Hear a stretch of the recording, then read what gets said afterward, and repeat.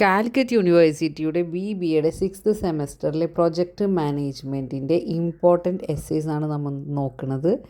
അതിൻ്റെ പാർട്ട് 1 നമ്മൾ already upload ചെയ്ത് കഴിഞ്ഞിട്ടുണ്ട്. അത് കാണാത്തവരുണ്ടെങ്കിൽ അത് കാണുക.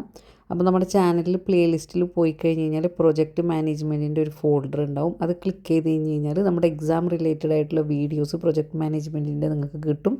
അതുപോലെ തന്നെ പ്രൊജക്റ്റ് മാനേജ്മെൻറ്റിൻ്റെ പ്രീവിയസ് ഇയർ ക്വസ്റ്റ്യൻ പേപ്പേഴ്സും നിങ്ങൾക്ക് കിട്ടും. അപ്പോൾ വെൽക്കം ടു സാബ് സ്റ്റോക്സ്. ചാനൽ സബ്സ്ക്രൈബ് ചെയ്യാത്തവരുണ്ടെങ്കിൽ എന്തായാലും സബ്സ്ക്രൈബ് ചെയ്ത് വെക്കുക. അതുപോലെ തന്നെ വീഡിയോ ഇപ്പോൾ തന്നെ ലൈക്ക് ചെയ്ത് വെച്ചോ. യൂസ്ഫുൾ ആണെങ്കിൽ എന്തായാലും കമൻറ്റ് ചെയ്യുക. അപ്പോൾ നമുക്ക് ക്വസ്റ്റ്യൻസ് നോക്കാം. അപ്പോൾ ക്വസ്റ്റ്യൻ റിപ്പീറ്റഡ്ലി വരാറുള്ളൊരു ക്വസ്റ്റ്യനാണ് എന്ത്? List out the different sources of fund for project financing. ഇതിൻ്റെ ക്വസ്റ്റ്യൻ മാറ്റിയൊന്നും വരാറില്ല, ഇങ്ങനെ തന്നെയാണ് വരാറ്. അല്ലെങ്കിൽ explain the different sources of fund for project financing, അല്ലെങ്കിൽ list out the different sources of funds for project financing. ഏതൊന്നാലും ക്വസ്റ്റ്യന് ഇങ്ങനെയൊക്കെ തന്നെയായിരിക്കും. അപ്പോൾ ഇതിൽ എന്താണ് sources of fund for project financing എന്ന് പറഞ്ഞു കഴിഞ്ഞാൽ എന്താണ്? അതായത് നമ്മുടെ ഒരു പ്രൊജക്റ്റ് ചെയ്യണമെങ്കിൽ നമുക്ക് എന്ത് വേണം? പൈസ വേണം, പണം, ദുട്ട്, മണി വേണ്ടേ? അപ്പോൾ അതിന് വേണ്ടിയിട്ടുള്ള എന്താ പറയുക, സാമ്പത്തിക സ്രോതസ് എന്ന് പറയും. അതായത് നമുക്ക് എവിടെ നിന്നാണ് കാശ് വരിക, കാശ് വേണ്ടത് നമുക്കിതൊക്കെ ചെയ്യണമെങ്കിൽ അത് എവിടെ നിന്നൊക്കെയാണ് ഉണ്ടാവുക എന്നുള്ളതാണ് എന്ത്? പ്രൊജക്റ്റ് ഫിനാൻസിങ്ങിൻ്റെ സോഴ്സസ് എന്ന് പറഞ്ഞാൽ. അതായത് നമുക്ക് എവിടെ നിന്നാണ് ഈ കാശ് കിട്ടുക എന്നുള്ളതാണ് ചോദ്യം.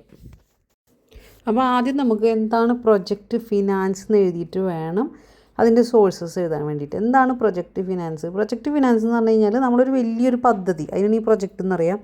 അതിനു വേണ്ടി ആവശ്യമുള്ള പണം കണ്ടെത്തുന്നൊരു രീതിയാണ് എന്ത്? പ്രൊജക്റ്റ് ഫിനാൻസ് എന്ന് പറയുന്നത്. ഇവിടെ കടം നൽകുന്ന ഈ ബാങ്കുകളുള്ള കടം നൽകുക, ആ കടം കൊടുക്കുന്ന ബാങ്ക് ഇവിടെ പ്രൊജക്റ്റ് തുടങ്ങുന്ന ആളുടെ സമ്പത്തല്ല നോക്കുക, അല്ലെങ്കിൽ ഈ പ്രൊജക്റ്റ് തുടങ്ങുന്ന കമ്പനിയുടെ കയ്യിലുള്ള പണമൊന്നുമല്ല നോക്കാം. മറിച്ച് അവരെന്താ നോക്കുക? ഈ പ്രൊജക്റ്റ് പൂർത്തിയായി കഴിഞ്ഞാൽ അതിൽ നിന്ന് എത്രമാത്രം വരുമാനം ലഭിക്കും എന്നാണ് എന്ത് ചെയ്യുക? ബാങ്ക് നോക്കുക. എന്നിട്ടാണ് എന്ത് ചെയ്യുക? ഇവർ ലോണ് പാസ്സാക്കി കൊടുക്കുക. അപ്പോൾ അതാണ് പ്രൊജക്റ്റ് ഫിനാൻസ് എന്ന് പറയുന്നത്. Project finance is a way of funding A specific large scale project where a loan is paid back using the money that project earns rather than the wealth of the people starting it. In project finance, the loan is granted based on the project's ability to generate cash once it is finished. അതായത് project finance എന്ന് പറഞ്ഞു കഴിഞ്ഞാൽ fund കൊടുക്കുക എന്നുള്ള ഒരു രീതിയാണ് എന്ത്? Project finance എന്ന് പറഞ്ഞത്. അതിൽ രണ്ട് കാര്യമാണ്. ബാങ്കുകാരാണ് കൊടുക്കുക. ആ ബാങ്കുകാർ കൊടുക്കുമ്പോൾ, ബാങ്കുകാർ മാത്രമല്ല പല സോഴ്സസും ഉണ്ട്, അതാണ് നമ്മുടെ ക്വസ്റ്റ്യൻ. പക്ഷേ അതിലിപ്പോൾ ബാങ്കുകാർ കൊടുക്കുകയാണെങ്കിൽ അവർ ഈ പ്രൊജക്റ്റ് തുടങ്ങുന്ന വ്യക്തിയുടെ സമ്പത്തോ അല്ലെങ്കിൽ കമ്പനിയുടെ വലിപ്പമൊന്നും അല്ല നോക്കാം. മറിച്ച് അവർ എത്രമാത്രം ക്യാഷ് ജനറേറ്റ് ചെയ്യും, എത്രമാത്രം ലാഭം, പ്രോഫിറ്റ് ഈ പ്രൊജക്റ്റിൽ നിന്ന് ഉണ്ടാക്കുമെന്ന് നോക്കിയിട്ടാണ് എന്ത് ചെയ്യുക? ബാങ്കുകാരൊക്കെ ലോണ് കൊടുക്കുക. അപ്പോൾ അതാണ് പ്രൊജക്റ്റ് ഫിനാൻസ് എന്ന് ആദ്യം എഴുതിയിട്ട് വേണം ബാക്കി സോഴ്സസ് എഴുതാൻ വേണ്ടിയിട്ട്. അപ്പോൾ ഇനി എന്താണ് സോഴ്സസ് ഓഫ് പ്രൊജക്റ്റ് ഫിനാൻസിങ്? അപ്പോൾ ആദ്യത്തെ ഒരു സോഴ്സ് എന്ന് പറഞ്ഞാൽ എന്താണ്? ഡെപ്റ്റ്. ഡെപ്റ്റ് എന്ന് പറഞ്ഞാൽ എന്താണ്? കടം വാങ്ങുന്ന പണം. നമ്മൾ ആ പണം കടം വാങ്ങിയിട്ടായിരിക്കും നമ്മൾ എന്ത് ചെയ്യുക? പ്രൊജക്റ്റ് ചെയ്യുക. അപ്പോൾ അതിനാണ് പറയുക ഡെപ്റ്റ്. ഇതെന്ത് ചെയ്യുക? ഇത് പുറത്തു നിന്നിട്ട് കടം വാങ്ങണ പണമാണ് കേട്ടോ. അതായത് ഇതിന് നമ്മൾ എന്ത് ചെയ്യേണ്ടി വരും? ഒരു പലിശ സഹിതം തിരിച്ചടക്കണം. ഡെപ്റ്റ് എന്ന് പറഞ്ഞാൽ ബാങ്കിൽ നിന്നൊക്കെ കടമെടുത്ത് കഴിഞ്ഞാൽ എന്ത് ചെയ്യണം? ഇൻട്രസ്റ്റ് ഉണ്ടാവുമല്ലോ, പലിശ ഉണ്ടാവുമല്ലോ. അപ്പോൾ അതാണ് ഡെപ്റ്റ്. ഫസ്റ്റത്തെ ഒരു പോയിൻ്റാണ് ഡെപ്റ്റാണ്, കടം വാങ്ങുന്ന പണം. ഡെപ്റ്റ് or borrowed money. Commercial bank loans, usually syndicated loans where multiple banks join together because the amount is too big for one bank. അതായത് സാധാരണ ബാങ്കുകളിൽ നിന്നും എടുക്കുന്ന ലോണാണ് ഈ കൊമേഴ്ഷ്യൽ ബാങ്ക് എന്ന് പറയുന്നത്, കൊമേഴ്ഷ്യൽ ബാങ്ക് ലോണ്. പക്ഷേ പ്രൊജക്റ്റ് ഭയങ്കര വലുതാവില്ലേ? അപ്പോൾ ചിലപ്പോൾ ഒരു ബാങ്കിന് മാത്രം എന്ത് ചെയ്യാൻ പറ്റില്ല? ഈ പണം കൊടുക്കാൻ പറ്റില്ല. കാരണം അവരിലും അത്ര പണം ഉണ്ടാവില്ല. അപ്പോൾ എന്ത് ചെയ്യും? അവർ കുറച്ച് അധികം ബാങ്കുകളൊക്കെ കൂടി ചേർന്നിട്ട് എന്ത് ചെയ്യും? ഒരു ലോൺ കൊടുക്കും. അതിനാണ് പറയുക സിൻഡിക്കേറ്റഡ് ലോൺ എന്ന് പറയുക. ഒരുമിച്ച് ഒന്നിൽ കൂടുതൽ ബാങ്ക് നിന്നിട്ട് ലോൺ കൊടുക്കുന്നതിനാണ് സിൻഡിക്കേറ്റഡ് ലോൺസ് എന്ന് പറയുക. അപ്പോൾ അത്തരത്തിൽ എന്ത് ചെയ്യും? കൊമേഴ്ഷ്യൽ ബാങ്കും ലോൺ കൊടുക്കും, അതേപോലെ തന്നെ സിൻഡിക്കേറ്റഡ് ലോൺസും കൊടുക്കും. ഈ സിൻഡിക്കേറ്റഡ് ലോൺസ് വരുന്നത് എന്ന് വെച്ച് കഴിഞ്ഞാൽ ഒരു വലിയൊരു പ്രൊജക്റ്റാണെങ്കിൽ ബാങ്കിന് താങ്ങാൻ പറ്റാത്തൊരു ക്യാഷൊക്കെ ആണെങ്കിൽ അവർ സിൻഡിക്കേറ്റഡ് ലോൺ സിസ്റ്റം ആയിരിക്കും ചെയ്യുക. അപ്പോൾ അത്തരത്തിൽ എന്ത് ചെയ്യും? കാശ് കടമായിട്ട് കൊടുക്കും ഈ പ്രൊജക്റ്റ് ചെയ്യാൻ വേണ്ടിയിട്ട്. അപ്പോൾ അതാണ് ഫസ്റ്റത്തെ പോയിൻറ്റ്. ഇനി രണ്ടാമത്തതാണ് ബോണ്ട്. അഥവാ ഡിബെഞ്ചേഴ്സ്, അതിനെന്താ പറയുക, കടപ്പത്രങ്ങൾ, ബോണ്ട് അഥവാ ഡിബെഞ്ചേഴ്സ്. അതായത് ഇപ്പോൾ നമ്മുടെ പൊതുജനങ്ങളില്ലേ, പബ്ലിക്കിൽ നിന്ന് എന്ത് ചെയ്യും, വലിയൊരു ഇൻവെസ്റ്റ്മെൻറ്റ് കമ്പനികളിൽ നിന്നോ അല്ലെങ്കിൽ അവരേന്ന് എന്ത് ചെയ്യും, പണം മേടിക്കും. എന്നിട്ട് എന്ത് ചെയ്യും, ആ മേടിക്കുന്ന ഒരു രീതിയാണ് പറയുക ബോണ്ട് അല്ലെങ്കിൽ ഡിബെഞ്ചേഴ്സ് എന്ന് പറയുക. അതായത് അവർക്ക് പകരമായിട്ട് അവർക്ക് എന്ത് ചെയ്യും, ഒരു സർട്ടിഫിക്കറ്റ് കൊടുക്കും, ഡെപ്റ്റ് പേപ്പർ എന്ന് പറഞ്ഞിട്ട് അവർക്കൊരു സർട്ടിഫിക്കറ്റും കൊടുക്കും. അപ്പോൾ പബ്ലിക്കിൽ നിന്നും, അതായത് പൊതുജനങ്ങളിൽ നിന്നും മേടിക്കുന്ന കാശ്, ഇൻവെസ്റ്റ്മെൻ്റ് ആണ് എന്ത്, ബോണ്ട് അഥവാ ഡിബെഞ്ചേഴ്സ്. അല്ലെങ്കിൽ കമ്പനികളിൽ നിന്നും മേടിക്കും ബോണ്ടും ഡിബെഞ്ചേഴ്സും.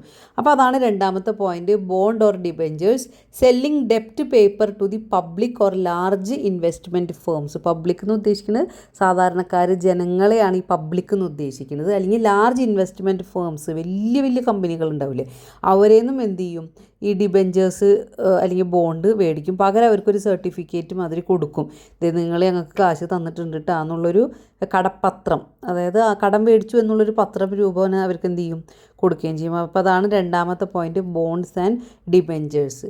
പിന്നെ വന്നിട്ടുള്ളത് എന്താണ്, ഇൻ്റർനാഷണൽ ഏജൻസീസ്, അതായത് അന്താരാഷ്ട്രപരമായിട്ടുള്ള ഏജൻസികൾ. അതായത് ഈ വലിയ വലിയ രാജ്യങ്ങളില്ലേ, ഡെവലപ്ഡ് ആയിട്ടുള്ള വികസിച്ചിട്ട് രാജ്യങ്ങളില്ലേ, അവിടെയൊക്കെ പ്രൊജക്റ്റുകൾക്ക് വേണ്ടിയിട്ട്, ഇപ്പോൾ എക്സാമ്പിൾ പറഞ്ഞു കഴിഞ്ഞാൽ ഒരു പാലത്തിൻ്റെ ഒരു പ്രൊജക്റ്റ്, പാലം ഉണ്ടാക്കാന്നുള്ളൊരു പ്രൊജക്റ്റ്, അല്ലെങ്കിൽ ഒരു ഡാം ഉണ്ടാക്കാന്നുള്ളൊരു പ്രൊജക്റ്റ്, അങ്ങനെയൊക്കെ ഇതിനു മുമ്പ് എന്ത് ചെയ്യും, വേൾഡ് ബാങ്ക് അല്ലെങ്കിൽ ഏഷ്യൻ ഡെവലപ്മെൻറ്റ് ബാങ്ക് ഒക്കെ എന്ത് ചെയ്യും, ചെറിയ പലിശക്ക് എന്ത് ചെയ്യും, പണം നൽകാറുണ്ട്. അപ്പോൾ അതാണ് ഒരു source of fund for project financing. അപ്പോൾ ഇത് മൂന്നുമാണ് കടം രീതിയിലുള്ള ഫിനാൻസിൻ്റെ സോഴ്സ്. അപ്പോൾ ഇതാണ് ഫസ്റ്റത്തത് വരുന്നത്.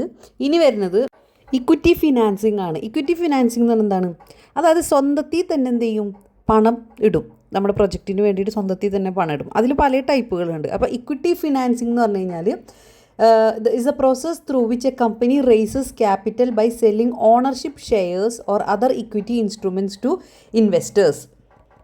അതായത് ഈ ഇക്വിറ്റി ഫിനാൻസിങ് എന്ന് പറഞ്ഞാൽ എന്താണ്, ഈ കമ്പനി എന്ത് ചെയ്യും, കമ്പനി കാശാണല്ലോ വേണ്ടത്. ഈ ക്യാപിറ്റൽ എന്നുള്ള വേർഡിൻ്റെ അർത്ഥം കാശ് തന്നെയാണ്, നിങ്ങൾ ടെൻഷനൊന്നും അടിക്കേണ്ട.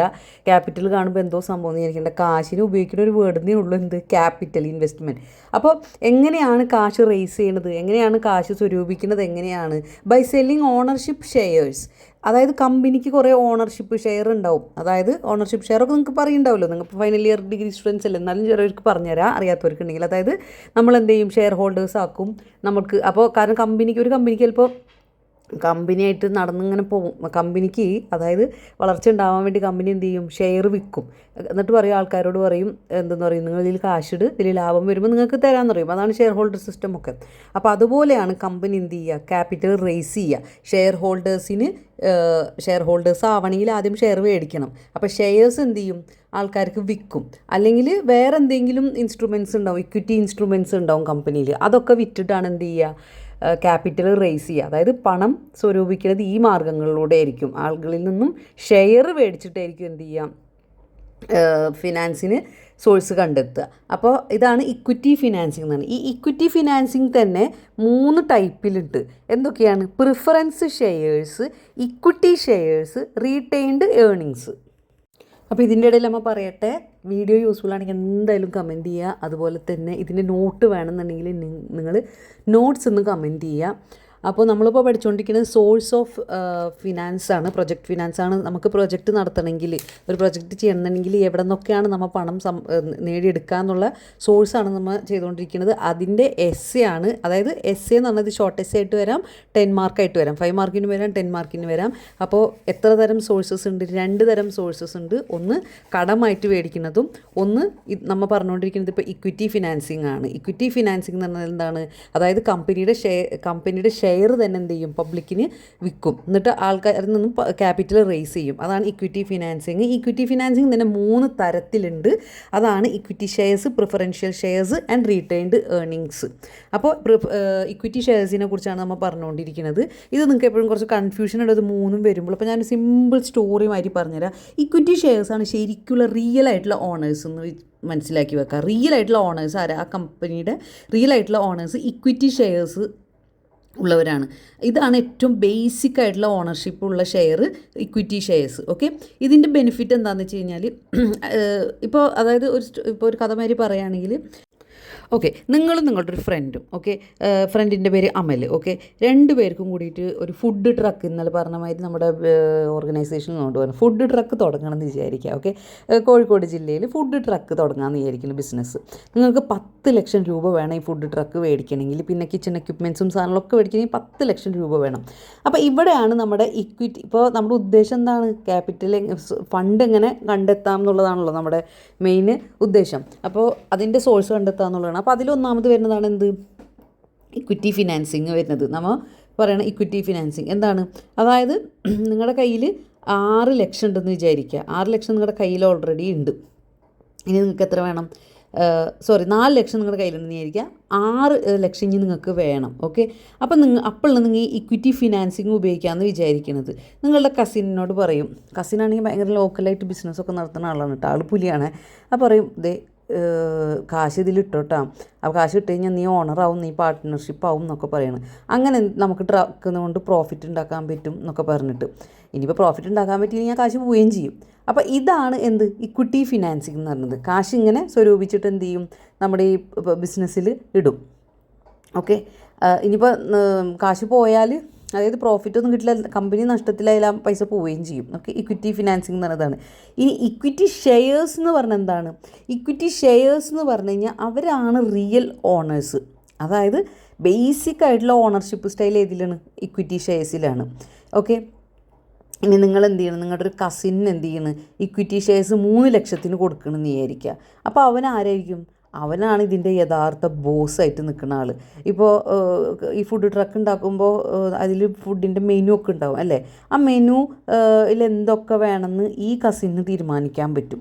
അതേപോലെ തന്നെ ഈ ഫുഡ് ട്രക്ക് ബീച്ചിൻ്റെ അവിടെ പാർക്ക് ചെയ്യണോ അതോ ഹൈലൈറ്റ് മാളിൻ്റെ അവിടെ പാർക്ക് ചെയ്യണോ എന്നൊക്കെ തീരുമാനിക്കാൻ ആർക്ക് പറ്റും?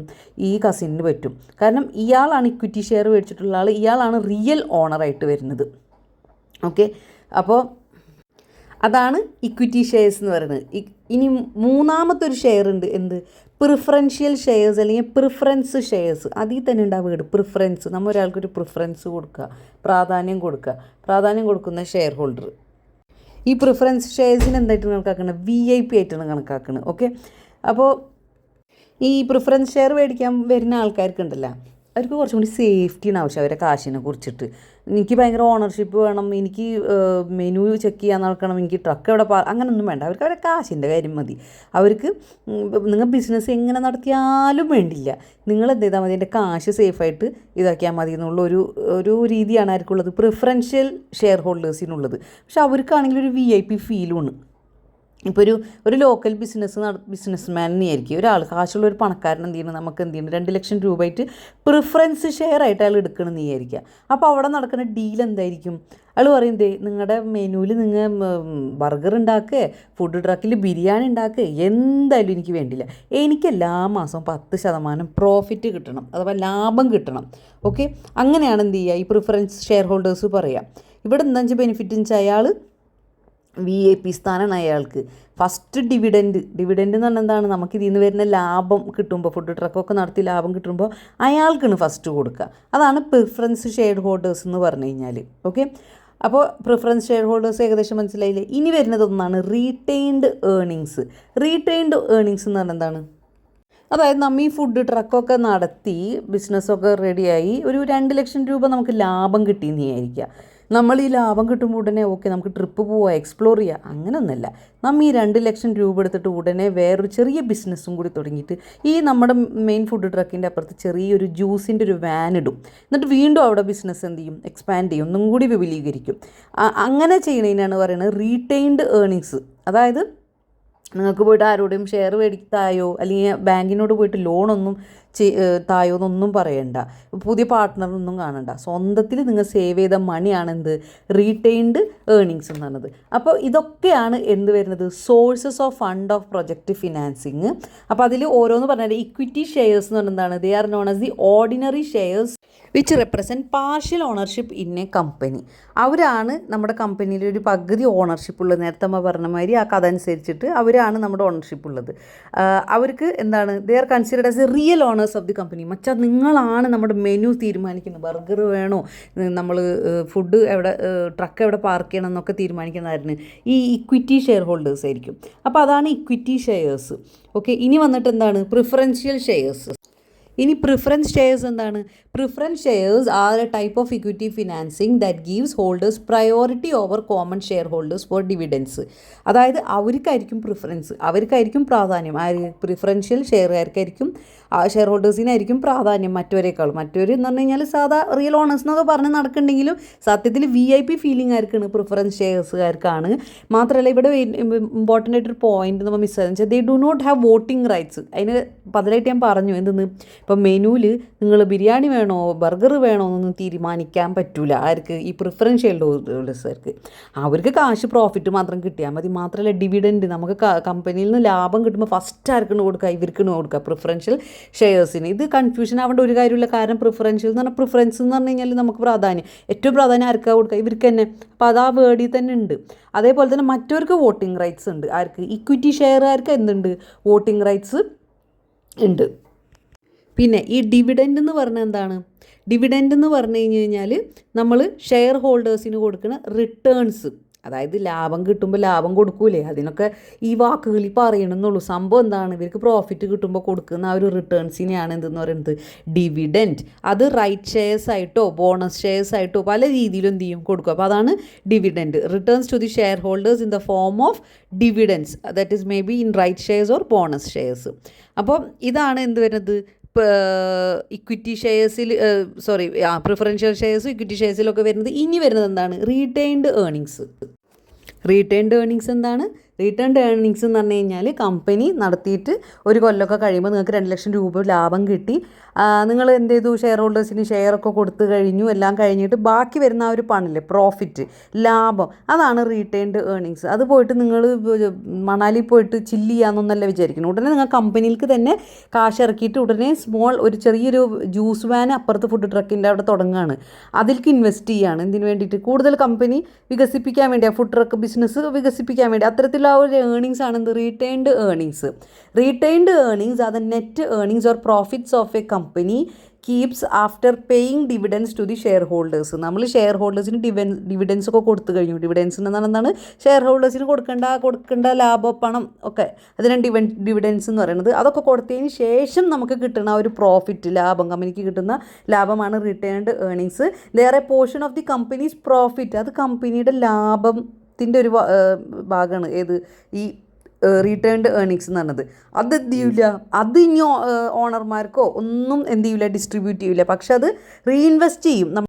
നമ്മുടെ ഫുഡ് ട്രക്ക് കമ്പനി വീണ്ടും ഒന്നും കൂടി എക്സ്പാൻഡ് ചെയ്യാൻ വേണ്ടി അതിലേക്ക് തന്നെ എന്ത് ചെയ്യും? റീഇൻവെസ്റ്റ് ചെയ്യും. അപ്പോൾ അതാണ് റീറ്റെയിൻഡ് ഏർണിങ്സ്. അപ്പോൾ ഇതൊക്കെയാണ് sources of the project financing. 10 Marco 5 Marco ആയിട്ട് വരാം. അതിൽ 2 ടൈപ്പാണ്. ഡെപ്റ്റ് ഫിനാൻസിങ്, ഒന്ന് കടവും, പിന്നെ മറ്റേത് ഇക്വിറ്റി ഫിനാൻസിങ് ആണ്. ഇക്വിറ്റി ഫിനാൻസ് 3 ടൈപ്പാണ് വരുന്നത്: preferential shares, equity shares and retained earnings. മനസ്സിലാക്കി വെച്ച് കഴിഞ്ഞാൽ വളരെ സിമ്പിളായിട്ട് നിങ്ങൾക്ക് എഴുതാൻ പറ്റും.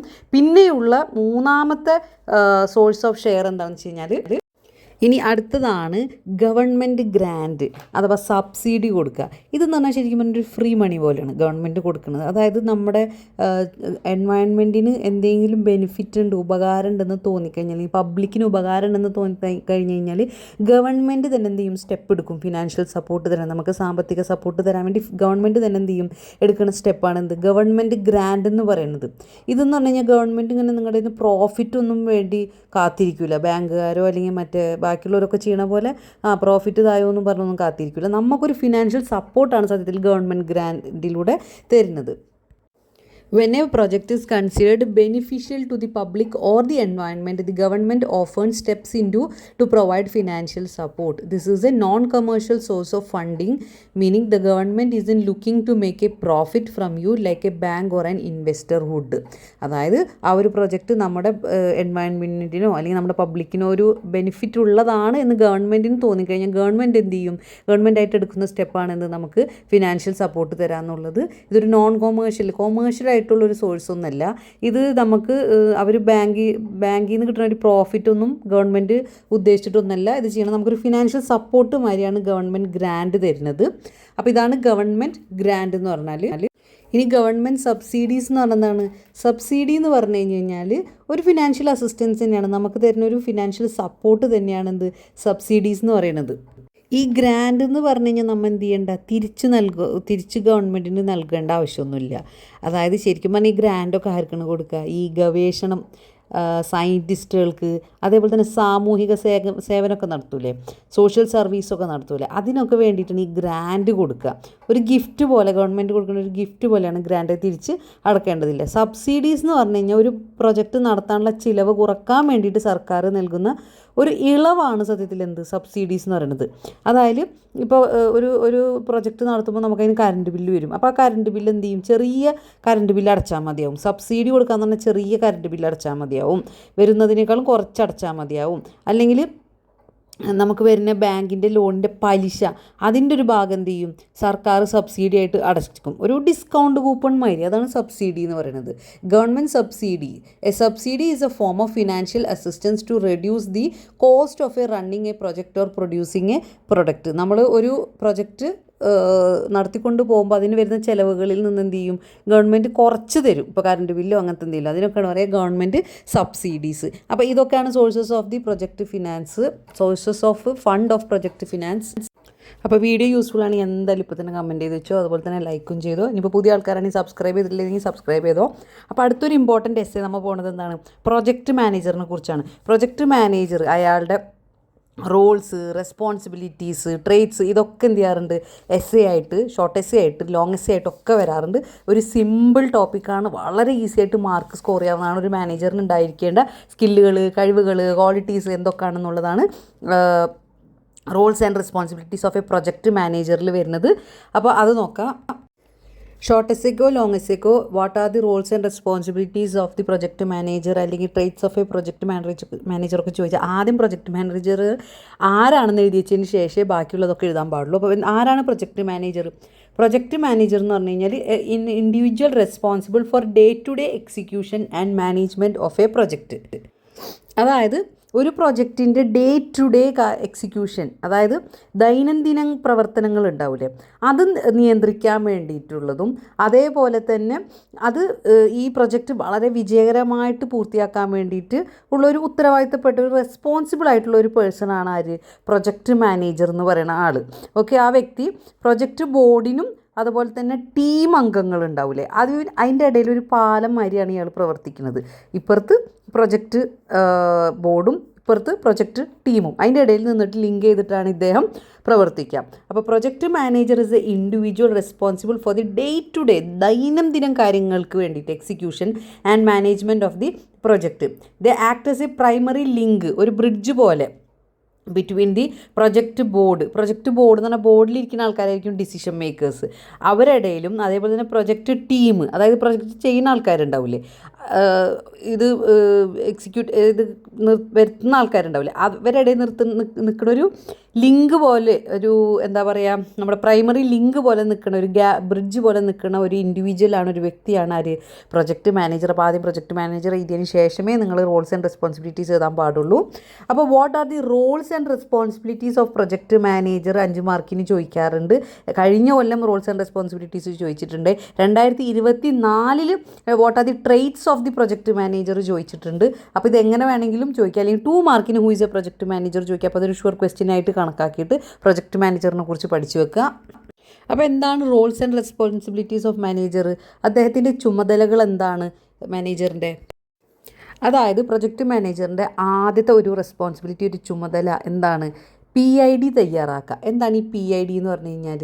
PID എന്ന് പറഞ്ഞാൽ പ്രൊജക്റ്റ് ഇനീഷ്യേഷൻ ഡോക്യുമെൻറ്റ്. നമ്മൾ മുന്നത്തെ വീഡിയോ ഉണ്ടായിരുന്നു, ഷോർട്ട് എസ്സേ ലോങ് എസ്സേൻ്റെ ഒരു വീഡിയോ, അതിൽ പറഞ്ഞിട്ടുണ്ടായിരുന്നു ഇനീഷ്യേഷൻ എന്താണെന്നുള്ളത്. പ്രൊജക്റ്റ് തുടങ്ങുന്ന സമയത്ത് ഉള്ള ആ ഒരു സംഭവം സ്റ്റേജിൽ വരുന്നതാണ് ഇനീഷ്യേഷൻ. അപ്പോൾ ആ ഇനീഷ്യേഷൻ്റെ സമയത്ത് ഉണ്ടാക്കുന്ന ഒരു ഡോക്യുമെൻ്റാണ്, പ്രൊജക്റ്റ് തുടങ്ങുമ്പോൾ ഉണ്ടാക്കുന്ന ഒരു ഡോക്യുമെൻ്റാണ് എന്ത്, പ്രൊജക്റ്റ് ഇനീഷ്യേഷൻ ഡോക്യുമെൻറ്റ്. അത് ആരാ തയ്യാറാക്കേണ്ടത്? അത് നമ്മുടെ മാനേജർ സാറാണ് തയ്യാറാക്കേണ്ടത്. എന്നിട്ട് ബോർഡിൻ്റെ അനുമതി മേടിക്കണം, അതായത് അവരിൽ നിന്നും എന്ത് ചെയ്യണം, അപ്രൂവൽ മേടിക്കണം. അതാണ് ഇദ്ദേഹത്തിൻ്റെ പ്രധാന ജോലി. ആരെ? നമ്മുടെ മാനേജറിൻ്റെ. The responsibility or role of a project manager is first one is preparation of PID. The project manager must prepare the project initiation document which defines the project's scope and submit to the board of approval. Scope എന്ന് പറഞ്ഞാൽ ഞാൻ പറഞ്ഞിട്ടുണ്ട്, ഇതെവിടേക്കാണ് നമ്മളിത് apply ചെയ്യാൻ, എന്തിനാണ് നമ്മളിത് use ചെയ്യുന്നത്, ഈ പ്രൊജക്റ്റ് എന്തിനു വേണ്ടിയിട്ടുള്ള പ്രൊജക്റ്റാണെന്നൊക്കെ ഡിഫൈൻ ചെയ്യുന്ന ഒരു ഡോക്യുമെൻ്റാണ് PID എന്ന് പറയുന്നത്. അത് ഉണ്ടാക്കേണ്ടത് ആരാണ്? അത് ഉണ്ടാക്കേണ്ട റെസ്പോൺസിബിലിറ്റി ആർക്കാണ്? നമ്മുടെ മാനേജറിനാണ്, പ്രൊജക്ട് മാനേജറിനാണ്. അപ്പോൾ അതാണ് ഫസ്റ്റത്തെ റോൾസ് ആൻഡ് റെസ്പോൺസിബിലിറ്റീസിൽ വരുന്നത്. ഇനി ഡേ ടു ഡേ മാനേജ്മെൻറ്റ്, ദൈനംദിനം കാര്യങ്ങളെ മാനേജ് ചെയ്യുന്നതാണ് ആര്? നമ്മുടെ പ്രൊജക്ട് മാനേജർ. എന്താണ്? അതായത് നമ്മുടെ പ്രൊജക്റ്റ് പ്ലാൻ അനുസരിച്ചിട്ടാണോ കാര്യങ്ങൾ നീങ്ങണമെന്ന് ആരാണ് ഉറപ്പ് വരുത്തുക? നമ്മുടെ മാനേജറാണ്, പ്രൊജക്ട് മാനേജറാണ് ഉറപ്പ് വരുത്തുക. അതുപോലെ തന്നെ ടീമിനെ നയിക്കുന്നത് ആരാണ്? ലീഡ് ചെയ്യുന്നത് ആരാണ്? നമ്മുടെ പ്രൊജക്ട് മാനേജറാണ്. അപ്പോൾ രണ്ടാമത്തെ point, day to day of management. They hold the authority to lead the project daily, ensuring tasks are completed according to the latest agreed version of the project plan. അതായത് നമ്മൾ എങ്ങനെയൊക്കെയാണ് കാര്യങ്ങൾ മുന്നോട്ട് പോകേണ്ടതെന്ന് അവർ അഗ്രി ചെയ്തിട്ടുണ്ടോ? Agri ചെയ്തിട്ടുണ്ടെന്ന് വെച്ചാൽ സമ്മതിച്ചിട്ടുണ്ടോ നമ്മൾ ഇങ്ങനെയൊക്കെയാണ് ചെയ്യേണ്ടത്, അതൊക്കെ അതുപോലെ തന്നെയാണോ നടക്കുന്നത്, അക്കോർഡിംഗ് ടു ദ പ്ലാൻ ആണോ നടക്കുന്നത് എന്ന് ഉറപ്പ് വരുത്തുന്നത് ആരാണ്? പ്രൊജക്ട് മാനേജറാണ്. അപ്പോൾ ഇതാണ് രണ്ടാമത്തെ റോൾസ് ആൻഡ് റെസ്പോൺസിബിലിറ്റി വരുന്നത്. ഇനി മൂന്നാമത്തെ വരുന്നതാണ് മോണിറ്ററിങ് ആൻഡ് കൺട്രോൾ. മോണിറ്റർ ചെയ്യുക എന്നുള്ളത് നിരീക്ഷിക്കുക, അതേപോലെ തന്നെ കൺട്രോൾ ചെയ്യുക. ഇപ്പോൾ ഒരു പ്രൊജക്റ്റിൽ എങ്ങനെയാണ് ട്രാക്കിൽ ഇങ്ങനെ പോകണുണ്ടോ എന്നുള്ളത് എന്ത് ചെയ്യുക? ഒന്ന് മോണിറ്റർ ചെയ്യുക. അതായത് പ്രോഗ്രസ് ഉണ്ടോ, കാര്യങ്ങളൊക്കെ അടിപൊളിയായിട്ടല്ലേ മുന്നോട്ട് പോണത് എന്നൊക്കെ എന്ത് ചെയ്യുക? ഉറപ്പ് വരുത്തുക. അതുപോലെ തന്നെ find and fix any problems. ഇനിയിപ്പോൾ എന്തെങ്കിലും ഒരു പ്രശ്നങ്ങൾ വന്നാൽ തന്നെ അതെന്ത് ചെയ്യുക? പരിഹരിക്കുക. ആ പ്രോബ്ലംസൊക്കെ ഫിക്സ് ചെയ്യുന്നത് ആരായിരിക്കും? നമ്മുടെ പ്രൊജക്റ്റ് മാനേജറായിരിക്കും. ഇനി അടുത്തത് എന്താണ്? Maintain a risk register log. അതായത് നമ്മുടെ പ്രൊജക്റ്റ് മാനേജർ എന്ത് ചെയ്യും? ഒരു റെക്കോർഡ് ഉണ്ടാക്കി വെക്കും. അതായത് എന്തെങ്കിലും പ്രശ്നങ്ങളോ പ്രോബ്ലംസോ കാര്യങ്ങളൊക്കെ നമ്മുടെ പ്രൊജക്റ്റിനെ എഫക്റ്റ് ചെയ്യുന്നുണ്ടോ എന്ന് ചെക്ക് ചെയ്യുന്ന ഒരു റിസ്ക് രജിസ്റ്റർ ലോഗ് ഉണ്ടാക്കും. എന്നിട്ട് എന്ത് ചെയ്യും? ഈ റിസ്ക് ഒക്കെ കണ്ടുപിടിച്ചിട്ട് ആ പ്രശ്നങ്ങളൊക്കെ പരിഹരിക്കും. ഇതിന് റിസ്ക് മാനേജ്മെൻറ്റ് എന്നാണ് പറയുക, റിസ്ക് മാനേജ്മെൻറ്റ്. അപ്പോൾ ഇതൊക്കെ കണ്ടുപിടിച്ചിട്ട് ആ പ്രശ്നങ്ങളൊക്കെ പരിഹരിച്ച് അതിന് വേണ്ടിയിട്ടൊരു റിസ്കിൻ്റെ രജിസ്റ്റർ തന്നെ എന്ത് ചെയ്യും? അദ്ദേഹം സൂക്ഷിക്കും. അപ്പോൾ maintain a risk register log. The project manager keep an ongoing record of all problems or issues that could affect a project or task and actively manage risks. Project manager proactively work to address, reduce or prevent these identified problems. എന്നിട്ട് ഈ risk ഒക്കെ കണ്ടുപിടിക്കൂലേ, record ചെയ്ത് എടുത്ത് വെക്കൂലേ, എന്നിട്ട് എന്ത് ചെയ്യും? ഇത് പരിഹരിക്കണ്ടേ? അദ്ദേഹം എന്ത് ചെയ്യും? ഭയങ്കരമായിട്ട് ആക്റ്റീവായിട്ട് വർക്ക് ചെയ്തിട്ട് ഈ പ്രശ്നങ്ങളൊക്കെ പരിഹരിച്ച്, അല്ലെങ്കിൽ ഈ പ്രശ്നങ്ങളൊക്കെ കുറച്ച്, അല്ലെങ്കിൽ ഇനി പ്രശ്നങ്ങളൊന്നും വരാണ്ടിരിക്കാൻ പ്രിവെൻറ്റ് ചെയ്യാനുള്ള മെഷേഴ്സൊക്കെ എടുക്കുന്നത് ആരാണ്? പ്രൊജക്ട് മാനേജറാണ്. ഇനി അടുത്തത് എന്താണ്? കമ്മ്യൂണിക്കേഷൻ അഥവാ ആശയവിനിമയം. അതായത് നമ്മൾ കുറച്ച് ആൾക്കാരിൽ നിന്നൊക്കെ പൈസ ഒക്കെ മേടിച്ചിരുന്നില്ലേ, സ്റ്റേക്ക് ഹോൾഡേഴ്സൊക്കെ, അവരായിട്ടുള്ള കമ്മ്യൂണിക്കേഷനൊക്കെ മെയിൻറ്റെയിൻ ചെയ്ത് നിർത്തുന്നത് ആരാണ്? നമ്മുടെ പ്രൊജക്റ്റ് മാനേജറാണ്. അതുപോലെ തന്നെ നമ്മൾ ആ പ്രൊജക്റ്റ് ചെയ്യുമ്പോൾ അതിലത്തെ ടീം അംഗങ്ങളുണ്ടാവും, ടീം മെമ്പേഴ്സ് ഉണ്ടാവും, സബ് കോൺട്രാക്ടേഴ്സ്മാരുണ്ടാവും, ബോർഡ് അംഗങ്ങളുണ്ടാവും, ബോർഡ് മെമ്പേഴ്സ് ഉണ്ടാവും. ഇവരൊക്കെ ആയിട്ടുള്ള കംപ്ലീറ്റ് കമ്മ്യൂണിക്കേഷനും അതേപോലെ തന്നെ ഇവർക്കൊക്കെയുള്ള റിപ്പോർട്ടുകളൊക്കെ കൊടുക്കുന്നത് ആരാണ്? നമ്മുടെ പ്രൊജക്റ്റ് മാനേജറാണ്. അപ്പോൾ communication, the project manager manage stakeholders relationships and communications. The communications between team members, board members, subcontractors, etc. Relationship is maintained by the project manager. ഇനി അടുത്തത് എന്താണ്? അടുത്തതായിട്ട് ഷോർട്ട് എസ്സേക്ക് 5 മാർക്ക് ക്വസ്റ്റ്യൻസിന് വരുന്നതാണ് what are the traits of the project manager. Traits എന്ന് പറഞ്ഞതാണ് ഗുണങ്ങൾ, ഒരു project മാനേജറിന് ഉണ്ടാവേണ്ട ഗുണങ്ങൾ. നിങ്ങൾ traits of the project manager ഒന്നില്ലെങ്കിൽ 5 മാർക്കിന് എക്സ്പെക്ട് ചെയ്യുക, അല്ലെങ്കിൽ Rolls and responsibilities of the manager 5 മാർക്കിന് എക്സ്പെക്ട് ചെയ്യുക, അല്ലെങ്കിൽ what are the roles and responsibilities of project manager and what are the traits of the project manager എന്ന് പറഞ്ഞിട്ട് വേണമെങ്കിൽ 10 മാർക്കിനും എക്സ്പെക്ട് ചെയ്യാവുന്നതാണ്, അല്ലെങ്കിൽ 2 മാർക്കിന് ഹൂ ഈസ് എ പ്രൊജക്റ്റ് മാനേജറും എക്സ്പെക്ട് ചെയ്യാവുന്നതാണ്. ഇപ്പോൾ വീഡിയോ യൂസ്ഫുൾ ആണെങ്കിൽ എന്തെങ്കിലും കമൻറ്റ് ചെയ്യുക, ലൈക്ക് ചെയ്തില്ലെങ്കിൽ ഇപ്പോൾ തന്നെ ലൈക്ക് ചെയ്ത് വെച്ചോ, പിന്നെ അതുപോലെ തന്നെ നിങ്ങളുടെ ഫ്രണ്ട്സിന് ഇപ്പോൾ തന്നെ ഷെയർ ചെയ്തും വെച്ചോ, എല്ലാവരും പഠിച്ച് പാസ്സാവട്ടെ. അപ്പോൾ what are the traits of the project manager, എന്താണ് ഒരു മാനേജറിന് ഉണ്ടാവേണ്ട ഗുണങ്ങൾ? ഫസ്റ്റത്തെ ഗുണം എന്ന് പറഞ്ഞു കഴിഞ്ഞാൽ എന്താണ്? അതായത് 2 ഗുണങ്ങളുണ്ട്. ഒന്ന് human skills or soft skills എന്ന് പറയും, പിന്നെ വരുന്നത് എന്താണ്? Hard skills. അതായത് ഹ്യൂമൻ സ്കിൽസ് അഥവാ സോഫ്റ്റ് സ്കിൽസ് എന്ന് പറഞ്ഞാൽ എന്താണ്, മാനുഷികമായിട്ടുള്ള കുറച്ച് കഴിവുകളുണ്ട്. Soft skills അതെന്തൊക്കെയാണ്? ലീഡർഷിപ്പ് വരും. അതായത് ലീഡർഷിപ്പ് എന്ന് പറഞ്ഞു കഴിഞ്ഞാൽ ഇങ്ങനെ നേതൃത്വം, ലീഡർ ആവാനുള്ളൊരു കഴിവ്, അതേപോലെ തന്നെ ഇൻഫ്ലുവൻസിങ്, മറ്റുള്ളവരെ സ്വാധീനിക്കാനുള്ളൊരു കഴിവ്, അതേപോലെ തന്നെ ഡിസിഷൻ മേക്കിംഗ്, തീരുമാനമെടുക്കാനുള്ളൊരു കഴിവ്, അതേപോലെ തന്നെ കമ്മ്യൂണിക്കേറ്ററായിട്ട്, അതായത് ആശയവിനിമയം നടത്താനുള്ളൊരു ശേഷി, അതായത് കമ്മ്യൂണിക്കേഷൻ നടത്താനുള്ളൊരു കഴിവ്, അതേപോലെ തന്നെ നെഗോഷിയേഷൻ എന്ന് പറയുന്നതാണ്, ചർച്ച നടത്താനുള്ളൊരു വൈദഗ്ധ്യം വേണം അല്ലേ. ഒരാൾക്ക് ഒരു കാര്യങ്ങൾ പ്രശ്നങ്ങൾ വന്നു കഴിഞ്ഞാൽ ചർച്ച ചെയ്ത് തീരുമാനത്തിലാക്കാനുള്ള ഒരു കഴിവ് വേണം. അതിനാണ് നെഗോഷിയേഷൻ സ്കിൽസ് എന്ന് പറയുന്നത്. അതേപോലെ തന്നെ ചിയർ ലീഡർ ആവാമെന്ന് പറയും. ചിയർ ലീഡർ ആവാന്ന് പറഞ്ഞാൽ എന്താണ്, അതായത് ഇങ്ങനെ പ്രോത്സാഹനം നൽകൂലേ ടീം അംഗങ്ങൾക്കൊക്കെ, ടീം മെമ്പേഴ്സിന് വേണ്ടിയിട്ട്, അത്തരത്തിലുള്ള ഒരു ചിയർ ലീഡർ ആവാനുള്ള ഒരു കഴിവാണ് എന്ത്, പ്രോത്സാഹനം നൽകുന്ന ഒരു കഴിവാണ് എന്ത്, ചിയർ ലീഡർ എന്ന് പറയുന്നത്. പിന്നെ അതേപോലെ തന്നെ വേറൊരു കഴിവ് എന്താണ്, ടൈം മാനേജ്മെൻ്റ് ആണ്. അതായത് പ്രൊജക്റ്റ് കൃത്യസമയത്ത് തന്നെ എന്ത് ചെയ്യണം, തീർക്കേണ്ടതിന് അതിലെന്ത് ചെയ്യണം, കൃത്യമായിട്ടൊരു പ്ലാനിങ് ഒക്കെ ഉണ്ടാവണം, അതിന് ഒരു ടൈം മാനേജ്മെൻ്റ് ഒക്കെ ഉണ്ടാവണം. അതൊക്കെ ഒരു ഗുണങ്ങളാണ് പ്രൊജക്റ്റ് മാനേജറിൻ്റെ. അപ്പോൾ പിന്നെ അതേപോലെ തന്നെ വരുന്നതാണ് എന്ത്, ടൈം മാനേജ്മെൻറ്റ് സ്കിൽസ് അല്ലാണ്ട് പ്രസൻറ്റേഷൻ സ്കിൽസ്. ഒരു പ്രൊജക്റ്റ് മാനേജറിന് എന്ത് ചെയ്യണം, ഒരു പ്രൊജക്റ്റ് പ്രസൻറ്റ് ചെയ്യാനുള്ളൊരു കഴിവ് വേണം.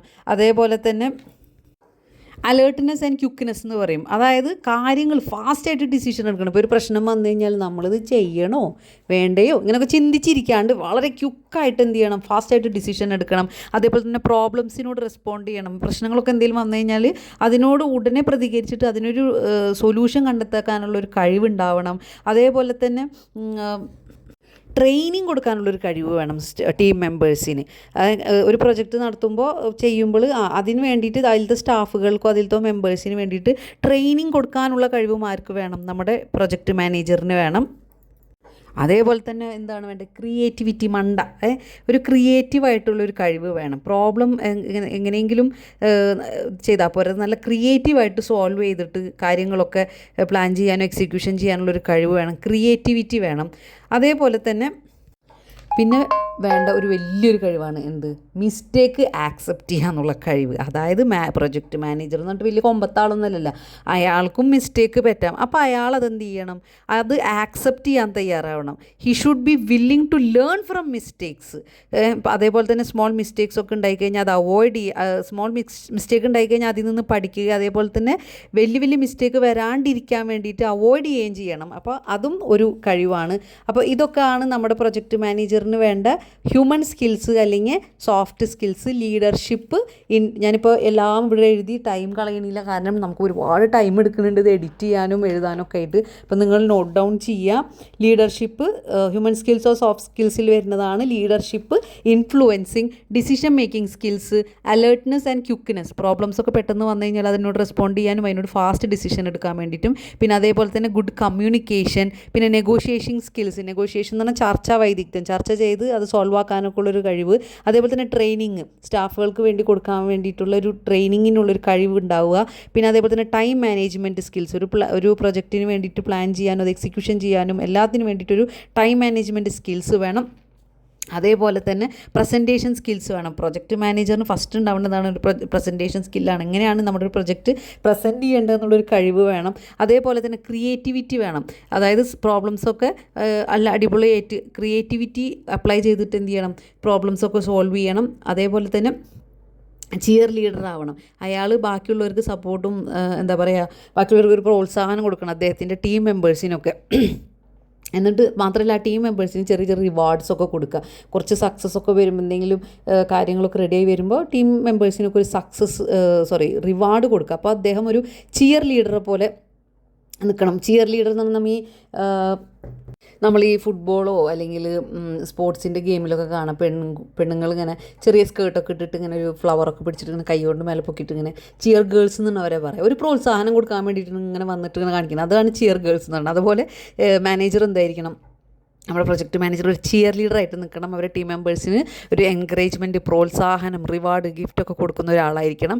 അതേപോലെ തന്നെ ലാസ്റ്റ് വരുന്നത് അയാൾ willingness to accept his mistake and avoid big mistakes. അതിനൊക്കെ ഉള്ളൊരു കഴിവും കൂടി വേണം. അതൊക്കെയാണ് soft skills or human skills വരുന്നത്. രണ്ടാമത്തത് വരുന്നതാണ് ഹാർഡ് സ്കിൽസ്. 3 ഹാർഡ് സ്കിൽസാണ് വരുന്നത്. Financial skills, risk management skills, generalist skills, പിന്നെ എഴുതിയിട്ടില്ല ടെക്നിക്കൽ സ്കിൽസ്, 4 എണ്ണമാണ് വരുന്നത്. അപ്പോൾ ഒരു മാനേജറിന്, പ്രൊജക്റ്റ് മാനേജറിന് ടെക്നിക്കലായിട്ടുള്ള സ്കിൽസ് വേണം. അതായത് ടൂൾസ്, ടെക്നിക്ക്, സോഫ്റ്റ്വെയർ, എന്തൊക്കെയാണ് ആ പ്രൊജക്റ്റിന് ടെക്നിക്കലായിട്ടുള്ള കാര്യങ്ങൾ വേണ്ടത് അത് കൈകാര്യം ചെയ്യാനുള്ള സ്കില്ല് വേണം. അപ്പോൾ ടെക്നിക്കൽ സ്കിൽസാണ് one of the skill in hard skills. പിന്നെ വരുന്ന സ്കിൽസാണ് ഫിനാൻഷ്യൽ സ്കിൽസ്. ഫിനാൻഷ്യൽ സ്കിൽ എന്ന് പറഞ്ഞു കഴിഞ്ഞാൽ ഒരു പ്രൊജക്റ്റിന് എന്തൊക്കെ കോസ്റ്റ് വരും, എങ്ങനെയൊക്കെ ബഡ്ജറ്റ് മെയിൻറ്റെയിൻ ചെയ്യാൻ പറ്റണം, അതായത് കാശ് സംബന്ധമായിട്ടുള്ള സ്കില്ല് കൈകാര്യം ചെയ്യാനുള്ളൊരു സ്കില്ല് വേണം. അതാണ് financial skills. The ability to understand and manage the projects, budget and costs. പിന്നെ റിസ്ക് മാനേജ്മെൻറ്റ് സ്കിൽസ്, നേരത്തെ നമ്മൾ പറഞ്ഞിരുന്നു റിസ്ക് മാനേജ്മെൻറ്റ്, റിസ്ക്കൊക്കെ മാനേജ് ചെയ്യാനുള്ളൊരു സ്കില്ല് വേണം. The ability to identify, analyse and respond to potential problems before they happen. വന്നു കഴിഞ്ഞിട്ട് ഇപ്പോൾ ഒരു പ്രൊജക്റ്റ് എന്ന് പറഞ്ഞു കഴിഞ്ഞാൽ അവിടെ ഇപ്പോൾ ഒരു ഫയർ എക്സ്റ്റിങ്ക്വിഷർ വെക്കുക, തീ പിടിച്ച് കഴിഞ്ഞാൽ എടുത്തിട്ട് ഉപയോഗിക്കേണ്ട സാധനം ഫയർ എക്സ്റ്റിങ്ക്വിഷർ, അത് ആദ്യം വെച്ചിട്ടുണ്ടാണ്. അപ്പോൾ ഫയർ പിടിച്ച് കഴിഞ്ഞാൽ, തീ പിടിച്ച് കഴിഞ്ഞാൽ അതെടുത്ത് പ്രയോഗിച്ചാൽ മതി. അത് വെക്കാണ്ട് ആ നേരത്തെ തീ പിടിച്ച സമയത്ത് ഫയർ എക്സ്റ്റിങ്ക്വിഷർ മേടിക്കാൻ പോകാൻ പറ്റുമോ? ഇല്ല. അപ്പോൾ അതിന് മുമ്പേ നമ്മൾ എന്ത് ചെയ്യണം, അത് പ്രിവെൻറ്റ് ചെയ്യാൻ വേണ്ടിയിട്ടുള്ള മെഷേഴ്സൊക്കെ എടുത്ത് വെക്കണം. അപ്പോൾ risk management skills, the ability to identify, analyse and respond to potential problems before they happen. പിന്നെ ജനറലിസ്റ്റ് എന്ന് പറഞ്ഞാൽ മാനേജർ എന്തായിരിക്കണം, ജനറലിസ്റ്റ് ആയിരിക്കണം. എല്ലാ മേഖലകളിലും അയാൾക്ക് എന്ത് വേണം, അറിവ് വേണം. എല്ലാ മേഖലകളിലും അയാൾക്ക് നോളേജ് വേണം. Various fields, having a broad knowledge of various fields rather than being an expert in just one narrow area. ഒരു കാര്യം മാത്രമേ എനിക്കറിയുള്ളൂ, ഞാൻ അതിലാണ് പെർഫെക്ഷൻ, അങ്ങനെ ഒന്നും പറഞ്ഞിട്ടില്ല. എല്ലാ മേഖലകളും അയാൾ പല മേഖലകളും ഡീൽ ചെയ്യേണ്ടി വരും. അപ്പോൾ എല്ലാ മേഖലകളിലും എന്തുണ്ടാവണം, നോളേജ് ഉണ്ടാവണം. അപ്പോൾ ഇതാണ് ഹാർഡ് സ്കിൽസ് വരുന്നത് for the project manager. Very important ആണ്. 5 മാർക്കിനോ എസ്സേക്കോ ഒക്കെ വരാവുന്നതാണ്. ഇനി അടുത്തൊരു ഇമ്പോർട്ടൻറ്റ് ക്വസ്റ്റ്യനാണ് 5 മാർക്കിന് വരാൻ ചാൻസ് ഉള്ളത്. Difference between PERT and CPM. ഇത് കൂടുതൽ എക്സ്പ്ലെയിൻ ചെയ്യേണ്ടത് നമ്മുടെ മാനേജ്മെൻറ്റ് സയൻസിൽ ഓൾറെഡി എക്സ്പ്ലെയിൻ ചെയ്ത് പോയി കഴിഞ്ഞതാണ്.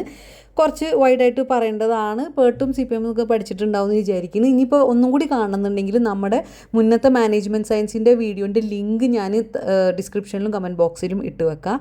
ആ വീഡിയോയിൽ 16th മിനിറ്റ് 24 സെക്കൻഡ്സിലുള്ളവ തൊട്ടിട്ട് PERTും CPMും എക്സ്പ്ലെയിൻ ചെയ്യുന്നുണ്ട്. ഒന്നും കൂടി അത് കണ്ടിട്ട് പോവുക, അത് പഠിച്ചിട്ട് പോവുക. അപ്പോൾ അതിൻ്റെ ഡിഫറൻസ് ചോദിക്കുന്നുണ്ട്.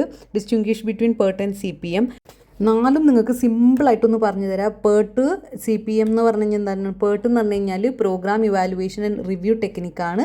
CPM എന്ന് പറഞ്ഞാൽ എന്താണ്? ക്രിട്ടിക്കൽ പാത്ത് മെത്തേഡാണ്. രണ്ടും രണ്ടാണ്. അതായത് ആദ്യം PERTും CPM എന്താണെന്ന് നിങ്ങൾ പഠിച്ച് എഴുതി വെക്കണം. അത് ആൻസർ നമ്മുടെ ആ വീഡിയോയിൽ കൊടുത്തിട്ടുണ്ട്. ഇനിയിപ്പോൾ ഉണ്ടെങ്കിൽ ഞാൻ ടൈം ഉണ്ടെങ്കിൽ കമൻറ്റ് ബോക്സിൽ അതിൻ്റെ ഡെഫിനേഷൻ ഇട്ട് വെക്കുക, ആൻസർ ഇട്ട് വെക്കുക. അപ്പോൾ PERTും CPM തമ്മിലുള്ള ഡിഫറൻസ് എന്ന് പറഞ്ഞു കഴിഞ്ഞാൽ, PERT എന്ന് പറഞ്ഞു കഴിഞ്ഞാൽ അൺസർട്ടൺ ആയിട്ടുള്ള പ്രൊജക്റ്റിന് വേണ്ടിയിട്ടാണ് യൂസ് ചെയ്യുന്നത്. ഞാൻ മുന്നത്തെ വീഡിയോയിൽ പറഞ്ഞിരുന്നു അൺസർട്ടൺ ആയിട്ട് നമുക്ക് അതിനെക്കുറിച്ച് അറിയില്ല. ഇപ്പോൾ അതിൽ എനിക്ക് തോന്നുന്നു മനുവിൻ്റെ ഫുഡ് ട്രക്ക് ബിരിയാണിയുടെ വീഡിയോ ആണ് അതിലത്തെ എക്സാമ്പിൾ നമ്മൾ പറയുന്നത്. അതായത് മനു ഒരു ബിരിയാണി മസാല സ്പൈസ് ഉണ്ടാക്കാൻ വേണ്ടി ശ്രമിക്കുകയാണ്. അപ്പോൾ മനുവിനൊരു ഐഡിയ ഇല്ല, ഇത് എപ്പോൾ തീരും, ഇത് എന്നാണ് ഉണ്ടാക്കി തരാം, ഒട്ടും ഐഡിയ ഇല്ല. അതായത് അൺസർട്ടൺ ആയിട്ടുള്ള ഒരു പ്രൊജക്റ്റിന് വേണ്ടിയിട്ടാണ് PERT ഉപയോഗിക്കുന്നത്. പക്ഷേ ക്രിട്ടിക്കൽ പാത്ത് മെത്തേഡ് എന്ന് പറഞ്ഞു കഴിഞ്ഞാൽ ബെസ്റ്റ് ഫോർ പ്രഡിക്റ്റബിൾ പ്രൊജക്റ്റാണ്. അതായത് ഇപ്പോൾ ഒരു വീട് പണി കൺസ്ട്രക്ഷൻ ചെയ്യുന്നുണ്ടെങ്കിൽ നമുക്ക് അതിനെക്കുറിച്ചുള്ള ഐഡിയ ഉണ്ടാവും, ഹിസ്റ്ററിയും പാസ്റ്റൊക്കെ അറിയാൻ പറ്റും. അത്തരത്തിലുള്ള ആ ഒരു പ്രൊജക്റ്റിനാണ് CPM യൂസ് ചെയ്യുക. ബെസ്റ്റ് ഫോർ പ്രഡിക്റ്റബിൾ പ്രൊജക്റ്റിനാണ് CPM യൂസ് ചെയ്യുന്നത്. ഇനി ടൈം എസ്റ്റിമേഷൻ വരുന്നത് പ്രോബബിലിസ്റ്റിക് ആണ്. അതായത് 3 തരത്തിലുള്ള ഇത് വെച്ചിട്ടാണ് നമ്മൾ എന്ത് ചെയ്യണത്, ടൈം കണക്കിലെടുക്കുന്നത്. ഒപ്റ്റിമിസ്റ്റിക്, പെസിമിസ്റ്റിക്, പിന്നെ മോസ്റ്റ് ലൈക്ലി, ശുഭാപ്തി വിശ്വാസത്തോടു കൂടിയിട്ടാണ് മനു വിചാരിക്കുന്നത് ഇത് ഇത്ര ദിവസം കൊണ്ട് കഴിയായിരിക്കും. പിന്നെ പെസിമിസ്റ്റിക്, ഇത് നടക്കില്ല എന്നുള്ളത്. പിന്നെ മോസ്റ്റ് ലൈക്ലി, സാധാരണയായിട്ട് ഇത് നടക്കുന്നത് എത്ര ടൈം കൊണ്ടാണെന്നൊക്കെ ഉള്ള ഒരു ഇത് വെച്ചിട്ടാണ് കാൽക്കുലേറ്റ് ചെയ്തിട്ടാണ് എന്ത് ചെയ്യണത്, PERTിൽ നടക്കുന്നത്. പക്ഷേ നമ്മുടെ CPMൽ നടക്കുന്നത് എന്താണ്, ഡിറ്റർമിനിസ്റ്റിക് ടൈം എസ്റ്റിമേഷൻ ആണ്. അതായത് ഫിക്സഡ് ടൈം കൂട്ടും, അതിൻ്റെ ഒപ്പം തന്നെ ഇത്തിരി ടൈം കൂട്ടിയിട്ടൊക്കെയാണ് എന്തുണ്ടാവുക, നമ്മുടെ CPMലത്തെ ടൈം കണക്കിലാക്കുന്നത്. പിന്നെ അതുപോലെ തന്നെ ഡിറ്റർമിനിസ്റ്റിക് എന്ന് പറഞ്ഞു കഴിഞ്ഞാൽ ടൈം ഈസ് ഫിക്സ്ഡ് എന്നാണ് അർത്ഥം. ഓക്കെ, അതിലത്തെ ടൈം ഫിക്സ്ഡ് ആണ്. മറ്റേതെന്ന് പറഞ്ഞാൽ ഫിക്സ്ഡ് അല്ല. ഒപ്റ്റിമിസ്റ്റിക്, പെസിമിസ്റ്റിക്, മോസ്റ്റ് ലൈക്ക് നടക്കൂലേ, അല്ലെങ്കിൽ ഏകദേശം നടക്കും, ആ ഒരു രീതി വെച്ചിട്ടാണ് PERT നടക്കുന്നത്. പക്ഷേ CPM എന്ന് പറഞ്ഞാൽ ടൈം ഫിക്സ്ഡ് ആണ്, അതിനെ ഡിറ്റർമിനിസ്റ്റിക് എന്നാണ് പറയുക. ഇനി അടുത്തത് നേച്ചർ ഓഫ് ജോബ്സ് എന്ന് പറഞ്ഞാൽ നോൺ റിപ്പിറ്റേറ്റീവ് ആണ് വരുന്നത് നമ്മുടെ PERTിൽ. ഇപ്പോൾ ഞാൻ പറഞ്ഞിരുന്നു PERT എന്നൊക്കെ പറഞ്ഞു കഴിഞ്ഞാൽ സാധാരണ യുണീക്കായിട്ടുള്ള പുതിയ പ്രൊജക്റ്റ്, ചിലപ്പോൾ ഒരു സയൻറ്റിസ്റ്റിൻ്റെ ഒരു പ്രൊജക്റ്റ്, അത്തരത്തിലുള്ള പ്രൊജക്റ്റിലൊക്കെ ആയിരിക്കും PERT ഉപയോഗിക്കുക. ഇനി പിന്നെയും അത് ചിലപ്പോൾ അത് റിപ്പീറ്റ് ചെയ്ത് ചെയ്യണമെന്നുണ്ടാവില്ല ആ പ്രൊജക്റ്റ്. അപ്പോൾ നോൺ റിപ്പീറ്റേറ്റീവ് പ്രൊജക്റ്റിനാണ് PERT ഉപയോഗിക്കാം. അതേപോലെ തന്നെ C P M opposite repetitive ആയിട്ടുള്ള പ്രൊജക്റ്റിനാണ് എന്ത് ചെയ്യുക സി പി എം ഉപയോഗിക്കുക. അതുപോലെ തന്നെ ഒരു ഇമ്പോർട്ടൻറ്റ് കീ പോയിൻ്റ് ആണ് പേർട്ട് എന്ന് പറയുന്നത് ഈവൻറ്റ് ഓറിയൻറ്റഡ് ആണ്. ഈവൻറ്റിനോടാണ് അതെന്ത് ചെയ്തിരിക്കുന്നത് ഓറിയൻറ്റ് ചെയ്തിട്ടുള്ളത്. സി പി എം എന്ന് പറഞ്ഞത് ആക്ടിവിറ്റി ഓറിയൻറ്റഡ് ആണ്. ഇപ്പോൾ വീടിൻ്റെ ഒരു കൺസ്ട്രക്ഷൻ നടക്കുക എന്ന് പറഞ്ഞത് ഒരു ആക്ടിവിറ്റിയാണ്. അതിനോടാണ് നമ്മൾ എന്ത് ചെയ്യുക സി പി എം കാൽക്കുലേറ്റ് ചെയ്യുക. മറ്റേന്ന് പറഞ്ഞാൽ ഈവൻറ്റ് ഓറിയൻറ്റഡ് ആണ്. പിന്നെ അതുപോലെ വന്നിട്ട് ഈവൻറ്റ് ഓറിയൻറ്റഡ് ആക്ടിവിറ്റി ഓറിയൻറ്റഡ്. അപ്പോൾ ഇത്തരത്തിലുള്ള കീ ഡിഫറൻസസ് നിങ്ങൾ എഴുതി വെച്ചാൽ മതി. ആദ്യം പേർട്ടും സി പി എം എന്താണെന്ന് ചെറിയൊരു ഡിസ്ക്രിപ്ഷൻ കൊടുക്കുക. പേർട്ടിൻ്റെ full form program evaluation and review technique, C P M എന്ന് പറഞ്ഞ ക്രിട്ടിക്കൽ പാത്ത് മെത്തേഡ്. പിന്നെ വന്നിട്ട് അത് ഫുൾ ഫോം എഴുതി കഴിഞ്ഞ ശേഷം അതിന് ഫോക്കസ് ചെയ്യണത് എന്താണ് പേർട്ടാണെങ്കിൽ അൺസേർട്ടൺ ആയിട്ടുള്ള കാര്യങ്ങളിലാണ് ഫോക്കസ് ചെയ്യണത്. സി പി എം ആണെങ്കിൽ പ്രഡിക്റ്റ് ചെയ്യാൻ പറ്റുന്ന കാര്യങ്ങൾ മാനേജിങ് പ്രഡിക്റ്റബിൾ ആക്ടിവിറ്റിനെയാണ് എന്ത് ചെയ്യണത് സി പി എം നോക്കുന്നത്. അതേപോലെ തന്നെ ടൈം എസ്റ്റിമേഷൻ നോക്കുകയാണെങ്കിൽ പേർട്ട് പ്രോബബിലിസ്റ്റിക് ആണ്. പ്രോബബിലിറ്റി എന്ന് പറഞ്ഞാൽ ഏകദേശം നമ്മൾ വെച്ചിട്ട് കാൽക്കുലേറ്റ് ചെയ്യണം. പെസിമിസ്റ്റിക് ഒപ്റ്റിമിസ്റ്റിക് പിന്നെ മോസ്റ്റ് ലൈക്ലി. മറ്റേത് അങ്ങനെയല്ല. മറ്റേത് വരുന്നത് എന്താണ് ടൈം ഡിറ്റർമിനിസ്റ്റിക് ആണ്. അതായത് ഫിക്സ്ഡ് ടൈം ആയിരിക്കും സി പി എം വരുന്നത്. അത് ഒന്നേ യൂസ് ചെയ്യണതുള്ളൂ. മറ്റേ പേർട്ടിൽ 3 യൂസ് ചെയ്യുന്നുണ്ട്, സി പി എമ്മിൽ 1 യൂസ് ചെയ്യണുള്ളൂ. അതേപോലെ തന്നെ പേർട്ട് എന്ന് പറഞ്ഞാൽ ഈവൻറ്റ് ഓറിയൻറ്റഡ് ആണ്, മറ്റേത് ആക്ടിവിറ്റി ഓറിയൻറ്റഡ് ആണ് സി പി എം വരുന്നത്. പിന്നെ ഇത് പേർട്ട് എന്ന് പറഞ്ഞു കഴിഞ്ഞാൽ ഒന്നും കൂടി നാം പറഞ്ഞിരുന്നല്ലോ നമ്മൾ, അതായത് റിപ്പിറ്റേറ്റീവിൻ്റെ കാര്യം പറഞ്ഞിരുന്നു. റിപ്പിറ്റേറ്റീവ് അല്ല പേർട്ട്, പക്ഷേ സി പി എം എന്ന് പറഞ്ഞത് റിപ്പിറ്റേറ്റീവ് ആണ്, നേച്ചർ ഓഫ് ദി ജോബ്. അപ്പോൾ ഇത്രതാണ് distinguishing between PERT and C P M. ഇനിയിപ്പോൾ ആ വീഡിയോ പോയി കാണുന്നില്ല, പക്ഷേ എന്നാലും നിങ്ങൾക്ക് മനുവിൻ്റെ ഒരു ഫുഡ് ട്രക്ക് സ്റ്റോറിയുടെ ഒരു റിലേഷൻ എന്നാണ് ഞാൻ പറയണത്. എന്തായാലും അതിൻ്റെ ഡെഫിനിഷനൊക്കെ അതിലുണ്ട്, അത് വെച്ചിട്ടും കാണുക. ഇനി അടുത്ത ഒരു ഇമ്പോർട്ടൻറ്റ് ക്വസ്റ്റ്യൻ ആണ്, 5 മാർക്കിനാണ് വരാറ്. വർക്ക് ബ്രേക്ക് ഡൗൺ സ്ട്രക്ചർ അല്ലെങ്കിൽ WBS. ഇത് പേര് കേട്ടിട്ടൊന്നും ഞെട്ടണ്ട. WBS എന്നുകൊണ്ട് വളരെ സിമ്പിളായിട്ടുള്ള കാര്യമാണ്. 5 മാർക്കൊക്കെ ഈസി ആയിട്ട് നിങ്ങൾക്ക് സ്കോർ ചെയ്യാൻ പറ്റും. അപ്പോൾ what is work breakdown structure? ഇതൊരു സിമ്പിൾ എക്സാമ്പിൾ കഥ വെച്ചിട്ട് പറഞ്ഞുതരാം. അതായത് നിങ്ങളൊരു വീട് പണിയണമെന്ന് വിചാരിക്കുക. ഓക്കെ, ഒരു വീട് പണിയുമ്പോൾ ഒരു വലിയ വീടാണ് നിങ്ങൾ പണിയണമെന്ന് വിചാരിക്കുക. ഒരു വലിയ വീടാണ് പണിയുന്നത്, ഹ്യൂജ് ആയിട്ടുള്ളൊരു നിങ്ങൾക്കൊരു പ്രൊജക്റ്റാണ് വീട് പണിയാന്നുള്ളത്. ഓക്കെ, ഈ വീട് പണിയുമ്പോൾ നിങ്ങൾ എന്താ ചെയ്യുക? ഇതിനൊക്കെ ഒന്ന് ഓരോ ഘട്ടങ്ങളായിട്ട് ഓരോ ലെവലാക്കി തിരിക്കും അല്ലേ. ഫസ്റ്റത്തെ മെയിൻ ഉദ്ദേശം എന്താണ്, ലക്ഷ്യം എന്താണ്? വീട് പണിയാന്നുള്ളത്. അതാണ് ലെവൽ 1 വരാം. ഇനിയിപ്പോൾ ലെവൽ 2 എന്താണ് വരിക? പ്രധാന ഭാഗങ്ങളൊക്കെ ചെയ്യാന്നുള്ളത്. ഏതാണ്? നമ്മൾ തറ കെട്ടുക, ഭിത്തി പണിയുക, അതുപോലെ തന്നെ മേൽക്കൂര ഇടൂല്ലേ, പിന്നെ പെയിൻ്റ് അടിക്കുക. ഇതൊക്കെയാണ് ലെവൽ 2 വരാം. ഇനി ലെവൽ 3 എന്ന് പറഞ്ഞു കഴിഞ്ഞാൽ ചെറിയ ചെറിയ ജോലികളുണ്ടാവും. അതായത് ഓരോ സൈഡിലത്തെ തറ കെട്ടുക, പിന്നെ എന്താ പറയുക, മണ്ണ് മാറ്റുക, കല്ലിറക്കുക, സിമൻറ്റ് മിക്സ് ചെയ്യുക, അങ്ങനെ കുഞ്ഞി ചെറിയ ജോലികളൊക്കെ ഉണ്ടാവും അല്ലേ. ഒരു വർക്ക് പാക്കേജ് എന്ന് പറയുക വേണമെങ്കിൽ. കുഞ്ഞി ഭാഗങ്ങളായിട്ട് ഇത് തിരിച്ചിട്ടാണ് നമ്മൾ ഈ വീട് പണി എന്ന് പറഞ്ഞ പ്രൊജക്റ്റ് കംപ്ലീറ്റ് ചെയ്യുക. ഇതുകൊണ്ടുള്ള ഗുണങ്ങൾ അത് തന്നെയാണ് എന്ത് വർക്ക് ബ്രേക്ക് ഡൗൺ സ്ട്രക്ചർ. എന്നാൽ നമ്മളെ വലിയൊരു പ്രൊജക്റ്റിനെ ബ്രേക്ക് ഡൗൺ ചെയ്ത് ചെറുതാക്കിയിട്ടാണ് നമ്മൾ ആ പ്രൊജക്റ്റ് ചെയ്യുക. എന്തിനാണ് നമ്മൾ ഈ WBS ചെയ്യണത്, വർക്ക് ബ്രേക്ക് ഡൗൺ സ്ട്രക്ചർ ചെയ്യണത്? നമുക്ക് ജോലി എളുപ്പമാക്കാൻ വേണ്ടിയിട്ട്. നമ്മളിപ്പോൾ ഈ വീട് പണി ചെയ്യുമ്പോൾ പെട്ടെന്ന് വന്ന് ഒരു കൂട്ടർ ആൾക്കാർ മാത്രം ഇങ്ങനെ നിന്ന് ഭിത്തി പണിയുക, അത് കഴിഞ്ഞിട്ട് ഞങ്ങളിത് ചെയ്യും, അങ്ങനെയൊന്നുമില്ല. ഓരോ സെക്ഷനാക്കി തിരിച്ചിട്ട് നമ്മൾ ചെയ്ത് കഴിഞ്ഞ് വരുമ്പോൾ വീട് പണി ഉഷാറായിട്ട് സിമ്പിളായിട്ട് കഴിഞ്ഞ് പോകും അല്ലേ. അല്ലെങ്കിൽ ഒന്ന് ആലോചിക്കുക, എത്ര വർഷങ്ങൾ എടുക്കും ഒരു വീട് പണി തീർക്കാൻ വേണ്ടിയിട്ട് അല്ലേ. പക്ഷേ WBS ഉപയോഗിച്ച് കഴിഞ്ഞാൽ നമുക്ക് ജോലി എളുപ്പമാകും. വലിയൊരു പ്രൊജക്റ്റ് കാണുമ്പോൾ നമുക്ക് എന്താവില്ല, പേടി തോന്നില്ല. അത് സിമ്പിളാക്കിയിട്ടായിരിക്കും നമ്മൾ ചെയ്യുക. അതേപോലെ തന്നെ റെസ്പോൺസിബിലിറ്റി, ഉത്തരവാദിത്തം. ഓരോ ജോലി ആര് ചെയ്യണം എന്ത് ചെയ്യും എന്ന് തീരുമാനിക്കും. കാരണം ഓരോ സെക്ഷനിൽ കാര്യങ്ങൾ ചെയ്യാനുണ്ടാവും. ആ സെക്ഷനിൽ ചെയ്യേണ്ടത് ആരൊക്കെയാണെന്ന് എന്ത് ചെയ്യും, തീരുമാനിക്കും, റെസ്പോൺസിബിലിറ്റി കൊടുക്കും. പിന്നെ വരുന്ന ഒരു ലാഭം എന്താണ്? സമയം ലാഭിക്കാൻ പറ്റും. അതായത് ഓരോ ഭാഗം തീർക്കാൻ എത്ര സമയം എടുക്കുന്നത് നമുക്ക് എന്ത് ചെയ്യാൻ പറ്റും, കൃത്യമായിട്ട് കണ്ടുപിടിക്കാൻ പറ്റും. അതേപോലെ തന്നെ ഇമ്പോർട്ടൻ്റ് ആയിട്ടുള്ള കാര്യങ്ങളെന്നാണ്, ഒന്നും വിട്ടുപോകില്ല. കാരണം നമ്മുടെ ഈ പ്രോജക്റ്റിലത്തെ എല്ലാ കാര്യങ്ങളും എന്തുണ്ടാവും, ഈ WBS ഉൾപ്പെട്ടിട്ടുണ്ടാവും. എന്നാൽ WBS ഇല്ലാത്ത കാര്യങ്ങളൊന്നും പ്രൊജക്റ്റിൽ ഉണ്ടാവുകയും ചെയ്യില്ല. അപ്പോൾ ഒരു 100% എന്ത് ചെയ്യും, കാര്യങ്ങളൊക്കെ ഇതിൽ ഉൾപ്പെട്ടിട്ടുണ്ടാവും, ഒന്നും മിസ്സായി പോയില്ല. ഇതൊക്കെ WBS കൊണ്ടുള്ള അഡ്വാൻറ്റേജസും ഗുണങ്ങളും. ജോലി എളുപ്പമാക്കി തരും, റെസ്പോൺസിബിലിറ്റി, അതുപോലെ തന്നെ ടൈം നമുക്ക് ലാഭിക്കാൻ പറ്റും, അതേപോലെ തന്നെ ഒന്നും വിട്ടുപോകില്ല, ഒന്നും മിസ്സായി പോകില്ല. ഇതൊക്കെയാണ്. അപ്പോൾ ഇതാണ് WBS എന്ന് പറഞ്ഞു കഴിഞ്ഞാൽ, വർക്ക് ബ്രേക്ക് ഡൗൺ സ്ട്രക്ചർ. ഒരു ട്രീ സ്ട്രക്ചർ പോലെയാണ്, which shows a subdivision of effort required to achieve an objective. അപ്പോൾ work breakdown structure, WBS is a tree like a structure which break down a large project into smaller which is more manageable parts to achieve the objective. ഒരു tree പോലത്തെ ഒരു സ്ട്രക്ചറാണ്. വലിയ large ആയിട്ടുള്ള പ്രൊജക്റ്റിനെ small ആക്കിയിട്ട് break down ചെയ്തിട്ട് കൂടുതൽ manageable ആക്കും, നമുക്ക് മാനേജ് ചെയ്യാൻ പറ്റുന്ന രീതിയിലാക്കും. എന്തിനു വേണ്ടിയിട്ടാണ്? നമുക്കൊരു ഒബ്ജക്റ്റീവ് ലക്ഷ്യമില്ല. ഇപ്പോൾ വീട് പണി എന്ന് പറഞ്ഞാൽ ആ ഒരു പ്രൊജക്റ്റ് ലക്ഷ്യമുണ്ട് അല്ലേ, അത് കംപ്ലീറ്റ് ചെയ്യാൻ വേണ്ടിയിട്ട് ഇങ്ങനെ ബ്രേക്ക് ഡൗൺ ചെയ്തിട്ട് ചെറിയ ടാസ്കുകളായിട്ടോ ടാസ്കുകളായിട്ടോ വർക്ക് പാക്കേജസ് ആയിട്ടോ കമ്പോണൻസ് ഒക്കെ ആയിട്ട് തിരിക്കണേനെയാണ് ഇതെന്ന് പറയുക വർക്ക് ബ്രേക്ക് ഡൗൺ സ്ട്രക്ചർ. ഇതിനെങ്ങനെയൊക്കെ ആയിട്ടാണ് തിരിക്കുക? ആ കമ്പോണൻസ് എന്ന് പറഞ്ഞില്ലേ, അതിന് system, sub systems, components, task, sub task, work packages, ഇങ്ങനെയൊക്കെ ആയിട്ടായിരിക്കും തിരിക്കുക. എന്നിട്ടായിരിക്കും നമ്മൾ പ്രൊജക്റ്റ് കംപ്ലീറ്റ് ചെയ്യുക. ഇനി ഇതിൻ്റെ അഡ്വാൻറ്റേജസ് എന്താണ്? WBS ഫോർ പ്രൊജക്ട്സിൻ്റെ അഡ്വാൻറ്റേജസ് എന്താണ്?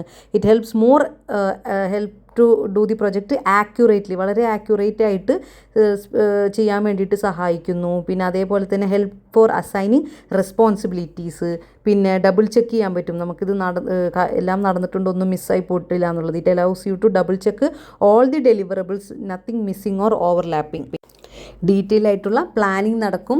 It forces you to think through every details, so nothing is forgotten. ഒന്നും മിസ്സായി പോവാണ്ടിരിക്കാൻ വേണ്ടിയിട്ടുള്ള ഒരു തറോ ആയിട്ടുള്ളൊരു ചെക്കപ്പ് നമുക്ക് എന്ത് ചെയ്യാൻ പറ്റും? WBS നടക്കാൻ പറ്റും. ഡീറ്റെയിൽ ആയിട്ട് പ്ലാനിങ് നടത്താൻ പറ്റും. അതേപോലെ തന്നെ കോസ്റ്റ് ആൻഡ് ടൈം എസ്റ്റിമേഷൻ, നമുക്ക് എത്രമാത്രം കാശ്, ഇപ്പോൾ ഒരു വീട് പണിയാണെങ്കിൽ എത്രമാത്രം കാശ് ഇതുമ്പോൾ ചിലവാകും, എത്രമാത്രം ടൈം ഇതുമ്പോൾ ചിലവാകും, നമുക്ക് വീടിരിക്കൽ പാർക്കിൽ എത്ര ടൈമിനുള്ളിൽ തീർക്കാൻ പറ്റും എന്നൊക്കെ ഒരു കോസ്റ്റ് ആൻഡ് ടൈം എസ്റ്റിമേഷൻ നമുക്ക് എന്ത് ചെയ്യാൻ പറ്റും? ഈ WBSയിൽ കൂടെ കിട്ടും. It is much easier to estimate how much a small work packages cost than to guess the price of the whole project. ഇപ്പോൾ ചെറിയൊരു ഭാഗമാണ് പെയിൻ്റ് അടിക്കുക എന്നുള്ളൊരു പ്രൊജക്റ്റ് നമ്മുടെ ആ വീട് പണിയിൽ, അതിന് എത്രമാത്രം കാശ് വരും? 20,000 രൂപയാണ് പെയിൻ്റ് അടിക്ക് മാത്രം വരിക എന്നൊക്കെ നമുക്ക് എന്ത് ചെയ്യാൻ പറ്റും? കോസ്റ്റ് എസ്റ്റിമേഷൻ കിട്ടും. അതേപോലെ തന്നെ അക്കൗണ്ടബിലിറ്റി എന്ന് പറഞ്ഞാൽ എന്താണ്? ഓരോരുത്തരുടെ responsibility. Tasks are broken down so you can assign specific owners to each piece of work. Paint അടിക്കാർക്ക് പെയിൻ്റ് അടിക്കാരെ പണി കൊടുക്കാം, മരപ്പണിക്കാർക്ക് മരപ്പണിക്കാരെ പണി കൊടുക്കാം, ടൈലുകാർക്ക് ടൈലുകാരെ പണി കൊടുക്കാം. അങ്ങനെ ഓരോരുത്തർക്കും റെസ്പോൺസിബിലിറ്റിയും അക്കൗണ്ടബിലിറ്റിയും ഒക്കെ കൊടുക്കാൻ പറ്റും. അതേപോലെ തന്നെ progress tracking, it provides a baseline to see exactly which parts of the project are finished and which are lagging. നമുക്ക് പ്രോഗ്രസ്സും ട്രാക്ക് ചെയ്യാൻ പറ്റും. വീട് പണി നടക്കുന്നുണ്ടോ ഇല്ലയോ നമുക്ക് അവിടെ പോയി നോക്കിയിട്ട് എക്സാക്ട്ലി നമുക്ക് എവിടെയാണ് ടൈം പോണത്. ഓക്കെ, നമ്മുടെ ടൈല് പണിക്കാർ വന്നിട്ട് വെറുതെ വർത്താനം പറഞ്ഞിരിക്കുന്നു, ടൈല് പണിയുടെ പണിയൊന്നും നടക്കണില്ല, അവിടെ ടൈം ലാഗ് വരാണ് എന്നൊക്കെ എന്ത് ചെയ്യാൻ പറ്റും? നമുക്ക് കണ്ടുപിടിക്കാൻ പറ്റും. അല്ലാന്നുണ്ടെങ്കിൽ നമ്മൾ മൊത്തത്തിൽ ഇതൊരാൾക്കാണ് കൊടുക്കണമെന്നുണ്ടെങ്കിൽ അയാൾ എവിടെയൊക്കെയാണ് സമയം ചിലവാക്കണമെന്നൊന്നും അറിയാൻ പറ്റില്ല. അപ്പോൾ വീട് പണിയുടെ എക്സാമ്പിൾ വെച്ചിട്ട് തന്നെ നിങ്ങൾ എന്ത് ചെയ്യുക? ഓർത്ത് വെച്ചിട്ട് എഴുതുക. അപ്പോൾ നിങ്ങൾക്ക് നേരത്തെ എഴുതാൻ കിട്ടും. ഇതാണ് WBS. ഇതൊരു 5 മാർക്കിൻ്റെ ക്വസ്റ്റ്യൻ ആയിട്ട് 2022 വന്നിട്ടുണ്ട്. ഇപ്പോൾ കുറച്ചായിട്ട് വന്നിട്ടില്ല, 3 കൊല്ലമായിട്ട് വന്നിട്ടില്ല. പക്ഷെ നമുക്ക് പ്രതീക്ഷിക്കാവുന്ന ഒരു ക്വസ്റ്റ്യനാണ് വർക്ക് ബ്രേക്ക് ഡൗൺ സ്ട്രക്ചർ. ഇല്ലെങ്കിൽ തന്നെ 2 മാർക്കിന് നമുക്ക് പ്രതീക്ഷിക്കാവുന്നതാണ് വർക്ക് ബ്രേക്ക് ഡൗൺ സ്ട്രക്ചർ. അപ്പോൾ എന്തായാലും പഠിച്ചിട്ട് പോവുക. പിന്നത്തെ ഒരു ഇമ്പോർട്ടൻറ്റ് ക്വസ്റ്റ്യൻ ആണ് 5 മാർക്കിൻ്റെ വരാവുന്നതാണ്. What is a project diary and what are the advantages അല്ലെങ്കിൽ ബെനിഫിറ്റ്സ്. അഡ്വാൻറ്റേജസ് എന്ന് ചോദിച്ചാലും ബെനിഫിറ്റ്സ് ചോദിച്ചാലും രണ്ടും ഒന്ന് തന്നെയാണ്. അതിൻ്റെ പ്ലസ്സുകൾ എന്താണെന്നാണ് ചോദിക്കുന്നത്. എന്താണ് പ്രൊജക്റ്റ് ഡയറി എന്ന് പറഞ്ഞാൽ? ഒരു പ്രൊജക്റ്റ് തുടങ്ങുന്നത് മുതൽ അത് അവസാനിക്കുന്ന വരെ നടക്കുന്ന കാര്യങ്ങൾ കൃത്യമായിട്ട് ക്രമമായിട്ട്, അതായത് ക്രമം എന്നുള്ളതാണ് ക്രോണോളജിക്കൽ എന്ന് പറയുന്നത്, ക്രമമായിട്ട് രേഖപ്പെടുത്തി വെക്കുന്ന ഒന്നാണ് എന്ത്? പ്രൊജക്റ്റ് ഡയറി എന്ന് പറയുന്നത്. Project diary is called a project log or journal is a chronological record. ക്രമമായിട്ടാണ് നമ്മൾ എഴുതി വെക്കുക. അല്ലാണ്ട് ഇപ്പോൾ ഒരു വീട് പണി എന്ന് പറഞ്ഞു കഴിഞ്ഞാൽ ആദ്യം പോയിട്ട് പെയിൻ്റ് അടി കഴിഞ്ഞിട്ടല്ല തറ കെട്ടൽ. നമ്മൾ ആദ്യം ഫൗണ്ടേഷൻ ഇട്ട് തറ കെട്ടിയിട്ട് അങ്ങനെ സ്റ്റെപ്പ് ബൈ സ്റ്റെപ്പ് ആയിട്ടായിരിക്കും കാര്യങ്ങൾ ചെയ്യുക. അതുപോലെ തന്നെയാണ് നമ്മൾ എന്ത് ചെയ്യുക? പ്രൊജക്റ്റ് ഡയറിയിലും കാര്യങ്ങൾ എഴുതി വെക്കുക. ക്രോണോളജിക്കൽ ഓർഡറിലായിരിക്കും നമ്മൾ കാര്യങ്ങൾ റെക്കോർഡ് ചെയ്ത് വെക്കുക. Of event, observations, decisions made through out the life cycle of a project. ആ പ്രൊജക്റ്റ് തുടങ്ങുന്നത് മുതൽ അവസാനിക്കുന്നത് വരെ, അതിനെയാണ് ലൈഫ് സൈക്കിൾ എന്നുള്ള വേർഡ് ഉപയോഗിക്കുന്നത്. ആ സമയത്ത് നമ്മൾ രേഖപ്പെടുത്തി വെക്കുന്ന കാര്യങ്ങളാണ്, റെക്കോർഡാണ് എന്ത്? പ്രൊജക്റ്റ് ഡയറി എന്ന് പറയുന്നത്. ഇതിനെ പ്രൊജക്റ്റ് ലോഗ് എന്നും വിളിക്കും.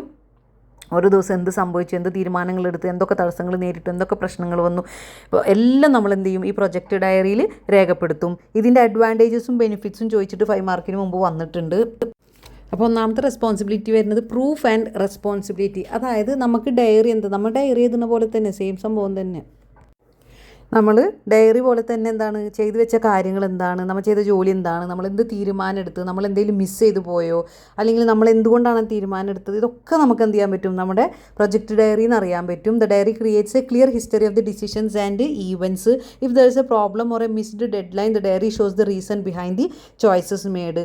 അതായത് കൃത്യമായിട്ടുള്ളൊരു രേഖയാണ് എന്ത്? Project diary. അക്കൗണ്ടബിലിറ്റി ഉണ്ടാവും, പ്രൂഫ് ആൻഡ് റെസ്പോൺസിബിലിറ്റി ഒക്കെ ഉണ്ടാവും.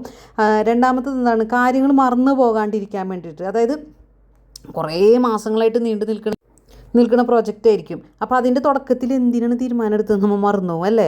എന്താണ് എന്തിനാണ് നമ്മൾ അത് ചെയ്തതെന്നൊക്കെ ആലോചിക്കും. അപ്പോൾ ഡയറി ഉണ്ടെങ്കിൽ അതൊന്നും എടുത്ത് നോക്കിയിട്ട് പഴയ കാര്യങ്ങളൊക്കെ എന്ത് എളുപ്പത്തിൽ പരിശോധിക്കാൻ പറ്റും. അതാണ് remembering lessons. For long projects it is easy to forget why a specific change was made long time ago.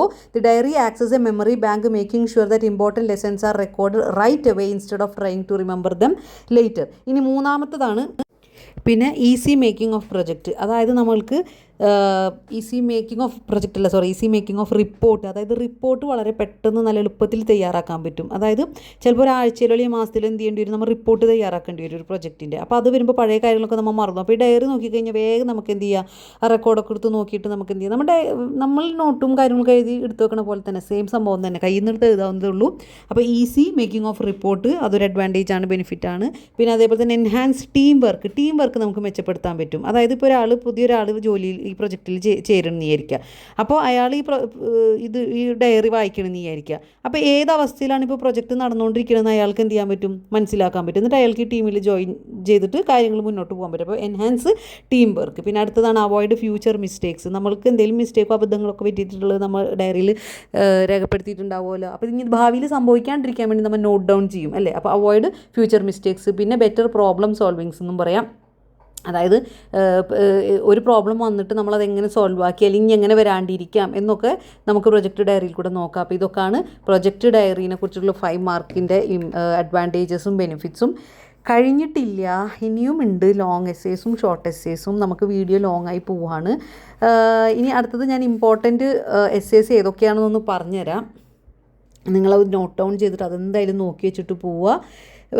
Important ആയിട്ട് വരുന്നത് പ്രൊജക്റ്റ് കൺട്രോൾ പ്രോസസ്സാണ്.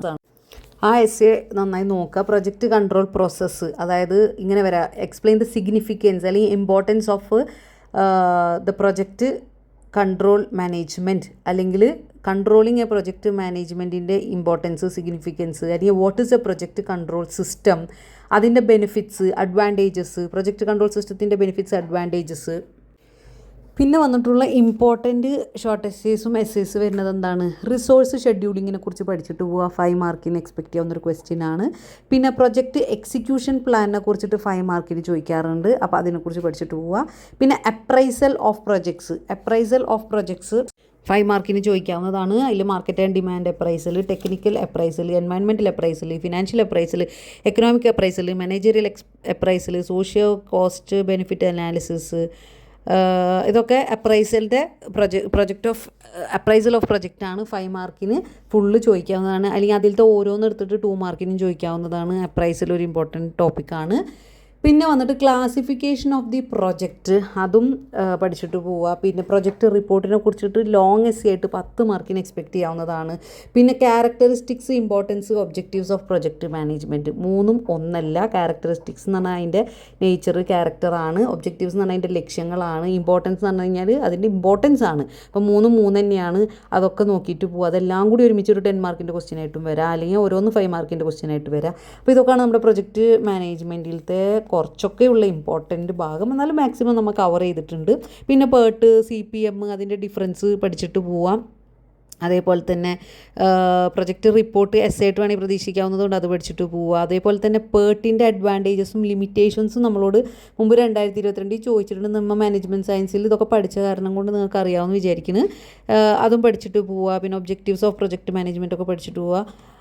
അപ്പോൾ ഇതൊക്കെയാണ് നമ്മുടെ എക്സ്പെക്റ്റ് ചെയ്യാവുന്ന എസ്സേസും ഷോർട്ട് എസ്സേസും. സിമ്പിളായിട്ട് സപ്ലി ഒന്നും ഇല്ലാണ്ട് ജയിച്ചു പോരാവുന്നതും മാർക്ക് നന്നായിട്ട് സ്കോർ ചെയ്യാൻ പറ്റുന്ന ഒരു സബ്ജക്റ്റാണ് പ്രൊജക്റ്റ് മാനേജ്മെൻറ്റ്. നമ്മൾ പഠിച്ച് കഴിഞ്ഞാൽ, കാരണം കയ്യിൽ നിന്നെടുത്ത് അങ്ങനെ ഭയങ്കരമായിട്ട് എഴുതാൻ പറ്റില്ല. കയ്യിൽ നിന്നെടുത്ത് എഴുതാൻ പറ്റുന്നത് ഇപ്പോൾ റോൾ ഓഫ് മാനേജറിൻ്റെ റെസ്പോൺസിബിലിറ്റിയോ കാര്യങ്ങളോ ഒക്കെ ആയിരിക്കും, അല്ലെങ്കിൽ പ്രൊജക്റ്റ് ഡയറിനെ കുറിച്ചൊക്കെ കുറച്ചൊക്കെ. ബാക്കിയുള്ളതൊക്കെ നമുക്ക് കുറച്ചൊരു ഐഡിയ ഉണ്ടാവണം.